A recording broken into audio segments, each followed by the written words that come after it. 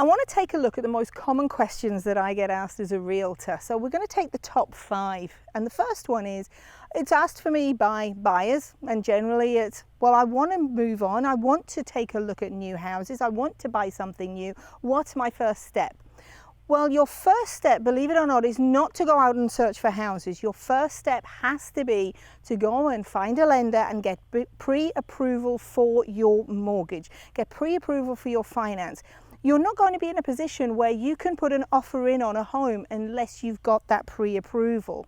A lot of sellers won't even consider an offer unless it's submitted with pre-approval. And wouldn't it be absolutely terrible if you went out, you viewed a house, you saw one that you absolutely fell in love with, but the seller rejected your offer in favor of somebody else's because they had the pre-approval and you didn't.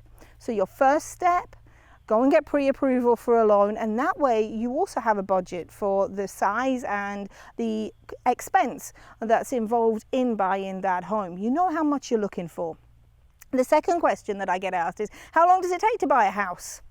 Well, you know, my usual answer is how long is a piece of string, but ultimately it's usually between sort of 10 to maybe 13, 14 weeks from the minute you start looking to the minute you are in that home to close. Now, it's not going to take that long for you to actually go through the process once an offer has been submitted. And in fact, once you have your pre-approval and you're able to submit an offer, then the process usually takes between 30 and 45 days. I'm going to say that it's more likely to be on the side of 45 days. If there are extenuating circumstances, or maybe the underwriters are asking more questions, it might take a little bit longer, but usually we try and shoot for a 45-day closing and a 30-day if it's actually a cash offer and you have the funds available. So the third question is, how much am I going to have to pay a realtor? Well, if you're a buyer, then you're not going to have to pay a realtor anything. A seller will have to pay a realtor, and a seller will pay their listing agent, and they will also pay the buyer's agent as well. And rates will vary dependent on what state you're in and even what area you're in within a state.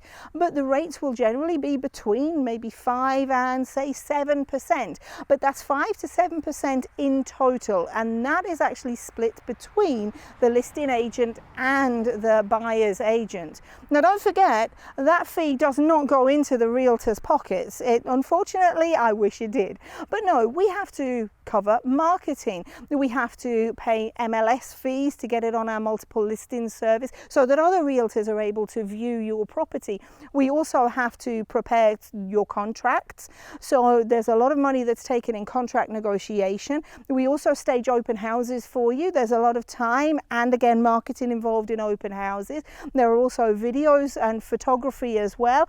All of that is included in that fee. And if you want to actually itemize all of the expenses involved in selling your home, you'll see that actually there's not that much that does go to the realtor. So the fourth question then that I get asked is, how much down payment do I need? Well, the national average in the US for down payments for a mortgage is 11%. But you're going to need anywhere between 3 and 5%. It really depends on the type of loan, and that's something that you're going to have to discuss with your lender. So it could be 3%, or it could actually even be 25% if this is an investment property.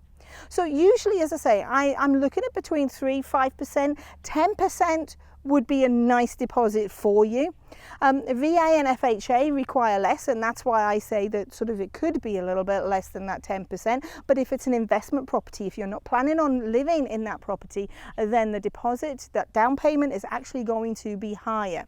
So I want you to think about budgeting around about 10% for that down payment for that house. And there's a little bit of flexibility on both sides. And my fifth question, the one that I get asked, well, fifth most, is, do I have to sell my home first if I'm looking to buy another home? There's no right or wrong answer to that. I would tell you that yes, certainly it's going to make buying a new home easier, and sellers will always look at somebody who is available to move in immediately as their preference over somebody who still has a home to sell, because obviously they want to sell their home too. and they want to sell their home as quickly as possible. So they're going to pick the person that's ready to move sooner rather than the person who might actually be tied up by waiting for another buyer's loan to come through. So no, you don't have to sell your home first, but certainly it's advisable that you do sell your home first, or at least have an offer on the table that you've accepted before you then start to look for another home. And that doesn't stop you from going and getting your pre-approval for your next home either. So go and get your pre-approval, put your own home on the market, get an offer in on that home, and then start looking for your new home. And you'll find that your offer will be viewed much more favorably by that seller. So if you want more tips, then be sure to tune in to my channel. Leave any comments below, any questions that you may have, and don't forget to check out my Facebook page. It's Joe Peacock Realtor. And happy home buying.